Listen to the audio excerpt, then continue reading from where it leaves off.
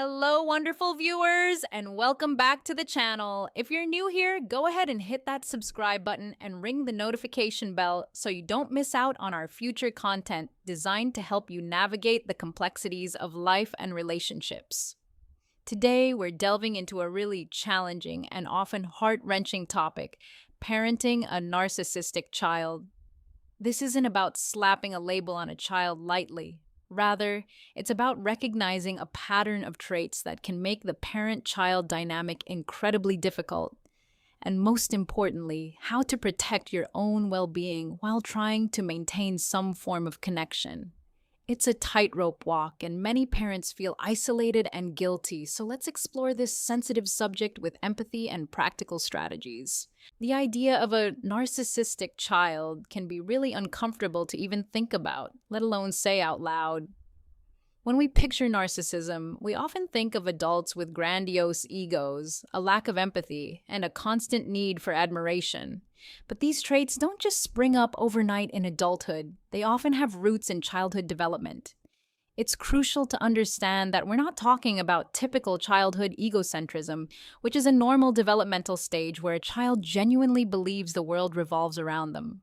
A truly narcissistic child exhibits these traits to an extreme degree, with a pervasive pattern that goes beyond what's considered age-appropriate and significantly impacts their relationships. So, what might this look like in practice?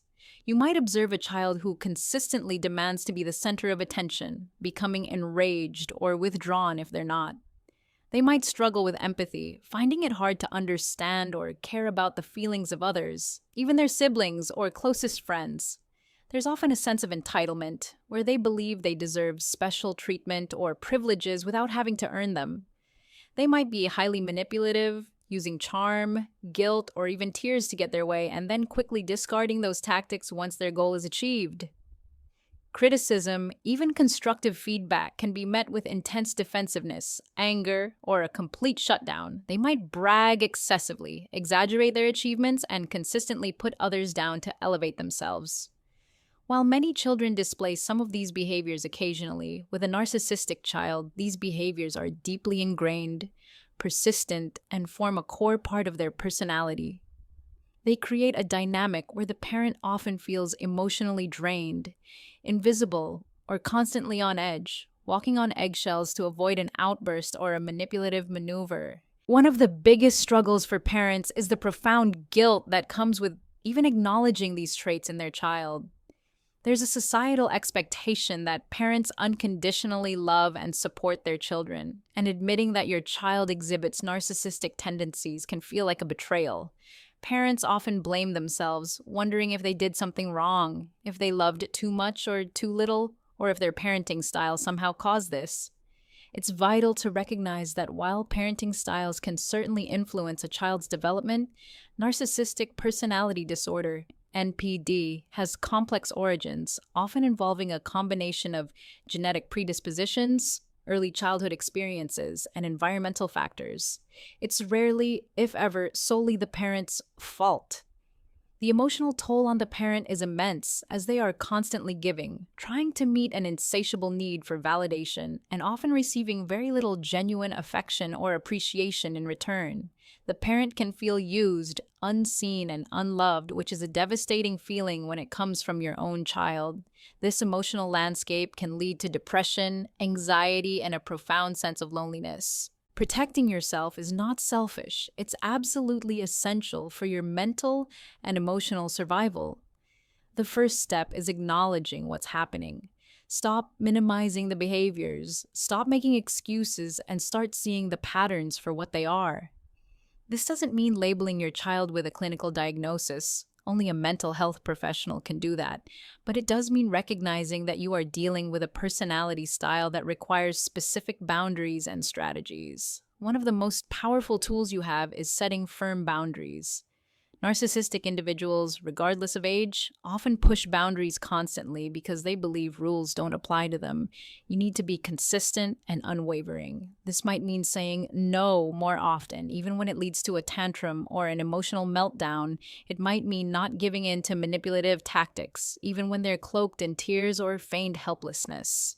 For example, if your child demands a new toy every time you go to the store and throws a fit when refused, a boundary would be to clearly state beforehand that no toys will be bought and then stick to it, even if it means leaving the store. Another critical aspect of self-protection is managing your own expectations. You might long for a reciprocal, loving relationship with your child, one filled with mutual respect and emotional intimacy. While it's important to hold on to hope, it's also crucial to understand that with a narcissistic child, this kind of relationship might not be possible, at least not in the conventional sense. Adjusting your expectations can help you avoid constant disappointment and heartbreak. Focus on what you can control, your reactions, your boundaries, and your own emotional well-being. Don't fall into the trap of trying to fix them or waiting for them to suddenly change. Change, if it comes, will likely be a long and difficult process requiring professional intervention. Your role is not to be their savior, but to be a parent who models healthy behavior and protects their own integrity. Gray rocking is a technique often discussed in the context of dealing with narcissistic adults, and it can be incredibly useful with children who exhibit similar traits. The idea is to become as uninteresting and unresponsive as a gray rock when your child is trying to provoke a reaction, manipulate, or draw you into a dramatic interaction. Keep your responses brief, factual, and devoid of emotion. Don't engage in arguments, explanations, or justifications. If they're trying to bait you into a fight, simply say, "I hear you," or "That's your opinion," and then disengage. This denies them the emotional supply they crave and can make these manipulative tactics less rewarding for them over time. It's incredibly hard to do, especially when your child is skilled at pushing your buttons, but it's a powerful way to regain control of the interaction and protect your emotional energy. Building a strong support system is paramount. You cannot go through this alone. Find trusted friends, family members, or a support group where you can share your experiences without judgment. A therapist specializing in family dynamics or personality disorders can also provide invaluable guidance and a safe space to process your feelings. They can help you develop coping strategies, validate your experiences, and reinforce the importance of self-care. It's common for parents of narcissistic children to feel isolated because others often don't understand the unique challenges they face. They might hear well-meaning but unhelpful advice like, "They're just kids," or "You just need to love them more." A strong support system will understand that this isn't about a lack of love, but about navigating a very specific and difficult dynamic. Maintaining connection, even a limited one, while protecting yourself requires a delicate balance. It means being present in ways that don't compromise your well-being.